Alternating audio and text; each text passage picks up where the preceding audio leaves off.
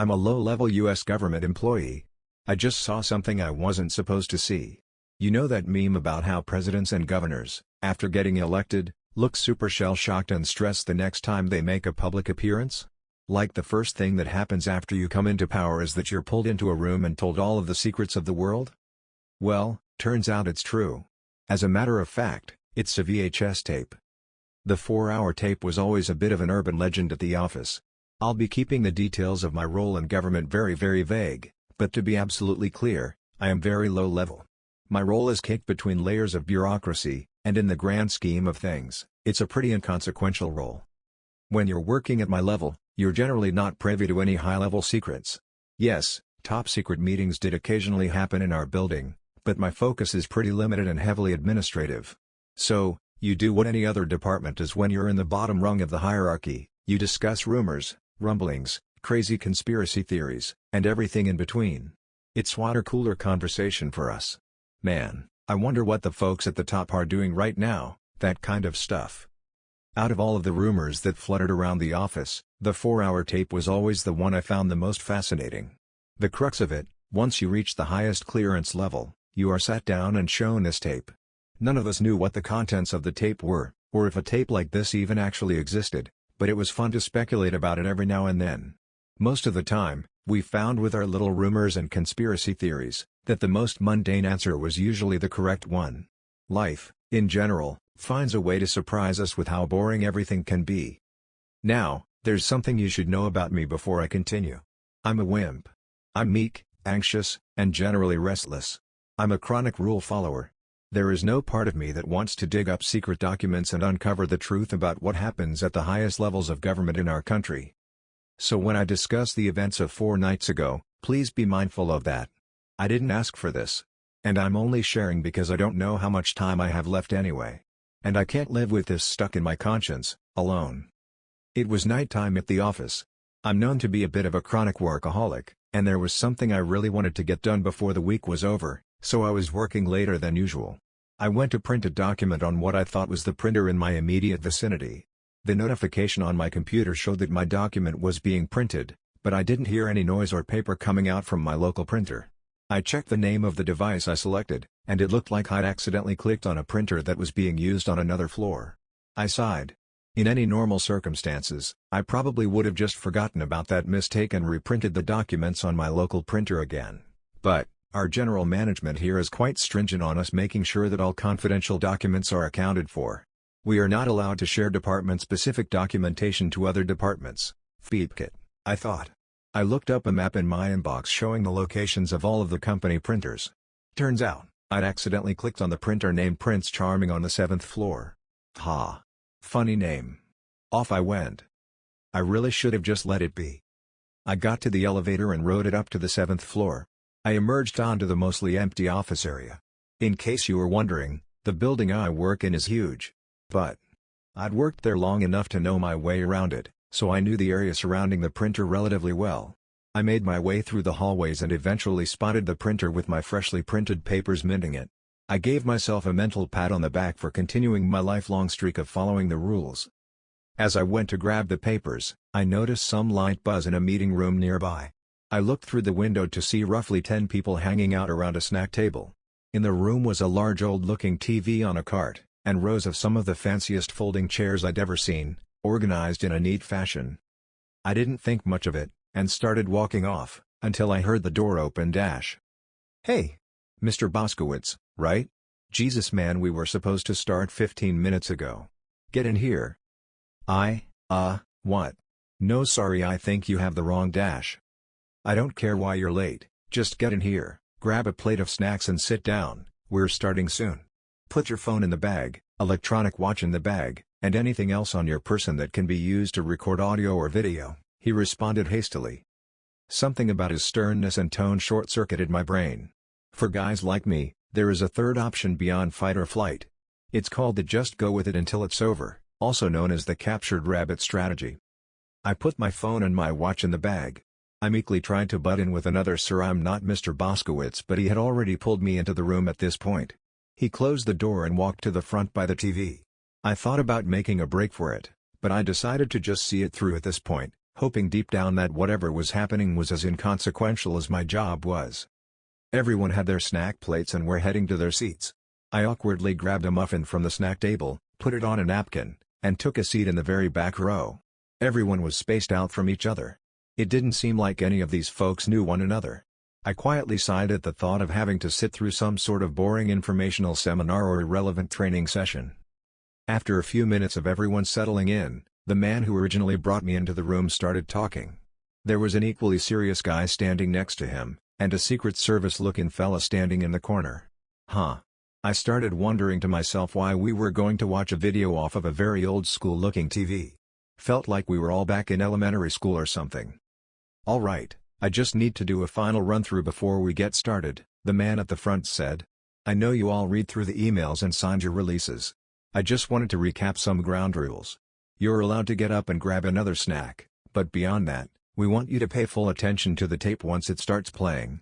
If any of you need to go to the bathroom, we strongly urge you to wait until the presentation is over. If you absolutely have to go, we will pause the tape and one of us will escort you.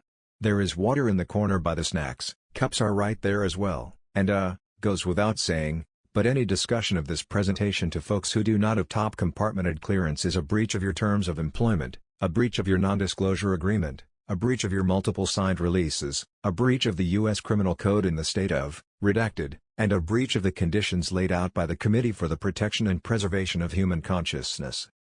They started dimming the lights. Pheep. It felt like I had missed any window of opportunity. I had to leave.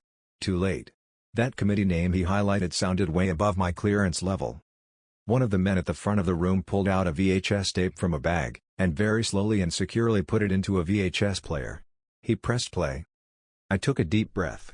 Those water cooler conversations I'd had with my coworkers were starting to float to the top of my mind, but I quelled them. There was probably no need for panic. It was just a stupid government meeting, right? The tape started. The beginning was familiar enough. Various disclaimers about this being incredibly confidential material, yada yada yada. Insignias of relevant organizations, presidential libraries, etc. I'd seen lots of videos like this already. But wait. That insignia looked strange. Like something was off. I scanned it. Presidential libraries. That same eagle. Those same stars. Weird. This time, there was a navy blue hand on the left shoulder of the eagle. Did they update the logo? Before I had time to ruminate on it too much, the tape cut to a logo I had actually never seen before. Committee for the Protection and Preservation of Human Consciousness. The logo was just an image of planet Earth. Fair enough. The video cut to a room that looked similar to the Congress floor, but with some strange differences. Seats were much more spaced out, the podium looked like it had seen better days, and the whole room looked to be on a pretty steep incline. Everything was in black and white. It looked like there were about 50 people in attendance. It was hard to make out the faces. Everything looked very dated, like the video was from the 40s or the 50s. The tape lingered on this one shot for quite a while.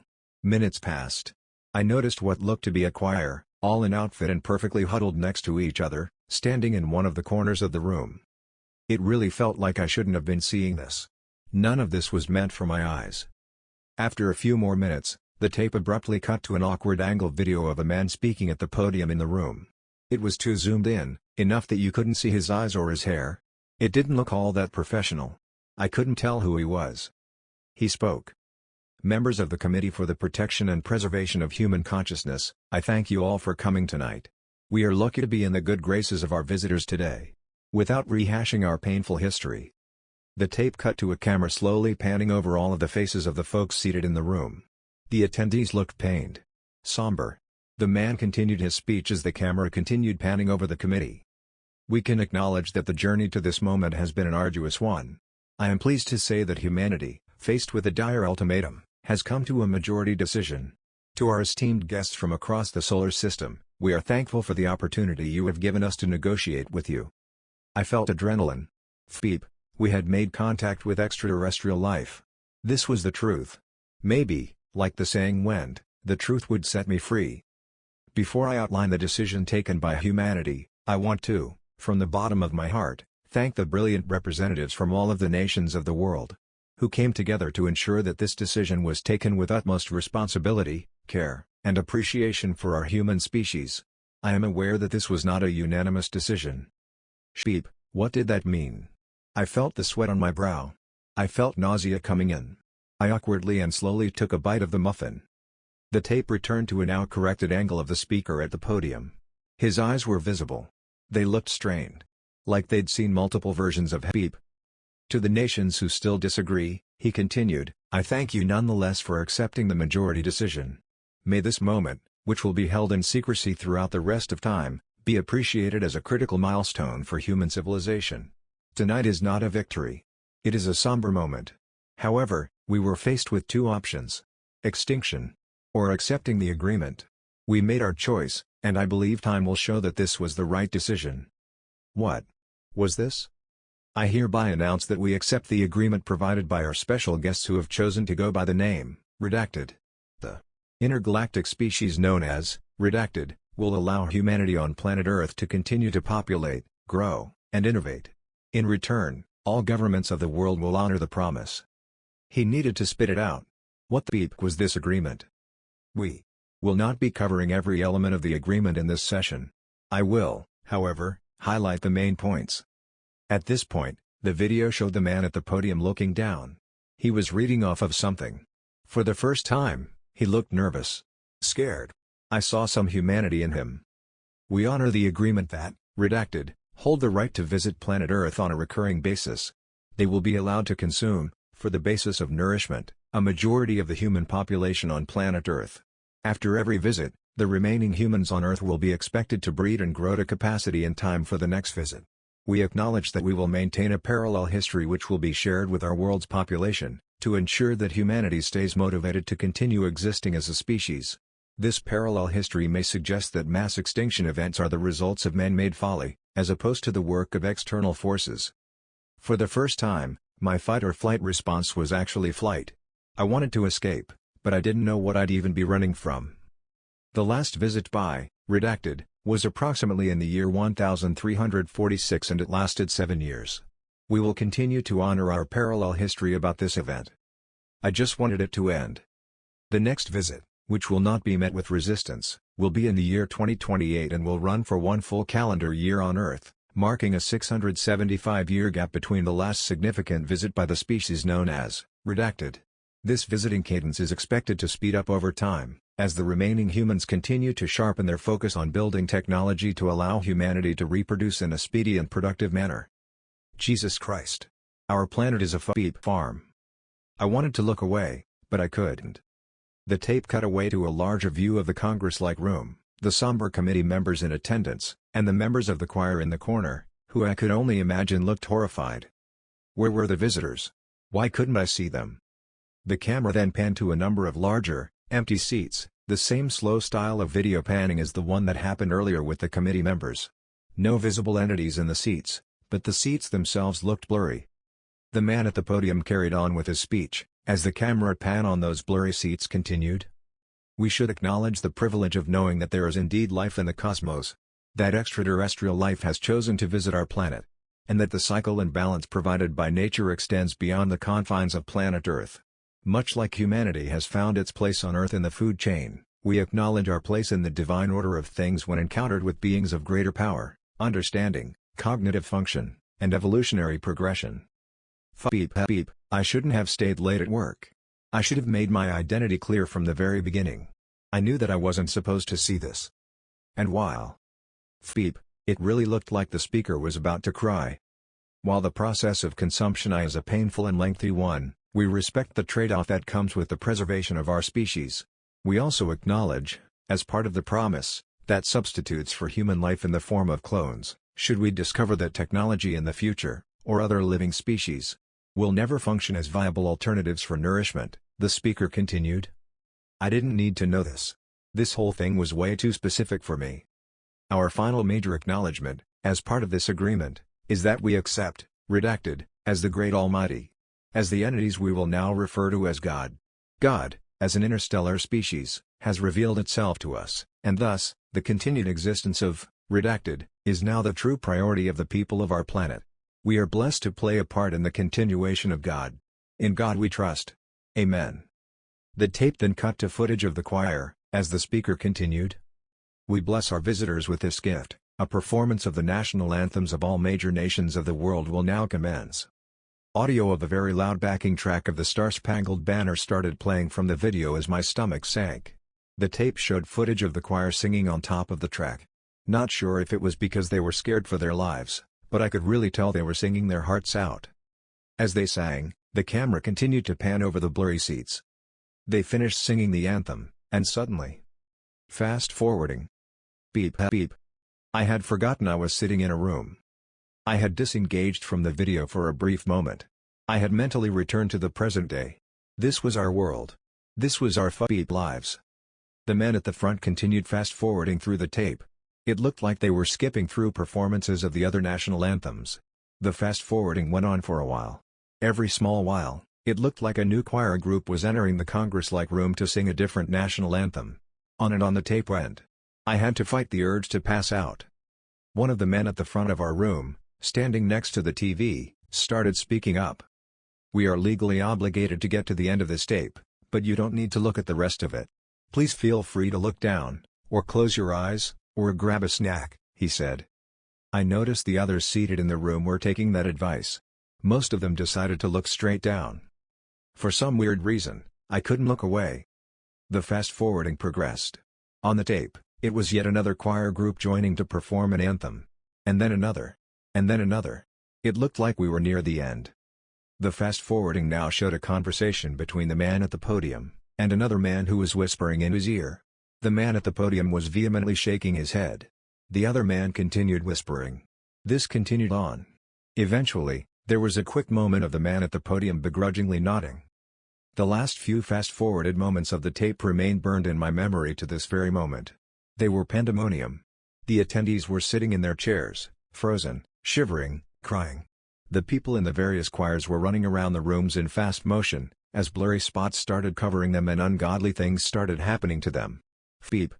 Why didn't I look away? If ever there was a beep time to follow orders. It felt like the whole thing went on for longer than it should have. Finally, the men at the front of our room stopped the fast-forwarding.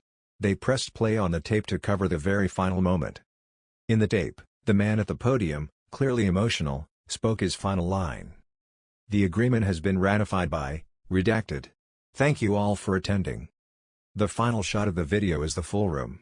The committee members in their seats, shivering and crying. The dismantled and bloodied choir members strewn about the room. The blurry seats with blood smeared on them. The video then cut away, back to that same insignia on a black backdrop. The presidential libraries. That eagle. Those stars. The navy blue hand on the wing of the eagle. The lights in our room turned on. The rest of the night was a blur.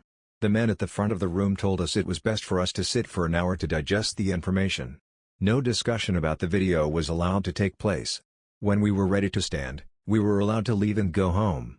They gave us some pointers on how to accept the information over the coming weeks. Things like taking long walks, exercising, watching a sitcom, etc. I wasn't worried about them realizing that I wasn't supposed to be there. If anything, I felt a strange camaraderie with everyone in the room. We were all, truly, in the same boat. As soon as I left the building and got in my car, I just drove. For as long as I could. I would stop for gas, then I'd keep driving. I'd stop again. Then I'd keep driving. Again. And again. I'm holed up in a hotel now. I'm just glad I could get this off my chest. The funny thing is, all I can think about is the length of that stupid tape. While I can't confirm, I feel like if it were played straight through without fast-forwarding, it would have only been 3 hours. I wonder if the 4-hour tape rumor came from the fact that we all needed that extra hour to digest the information. And now, you're probably wondering, why don't I name the species that is going to spell humanity's doom throughout the rest of time? Why am I calling them, redacted? Well, as the self-appointed leader of the committee for the acknowledgement that we should have just chosen extinction, I don't feel the need to honor our captors by calling them by their name. If I don't see you again, Reddit, I appreciate the water cooler conversation.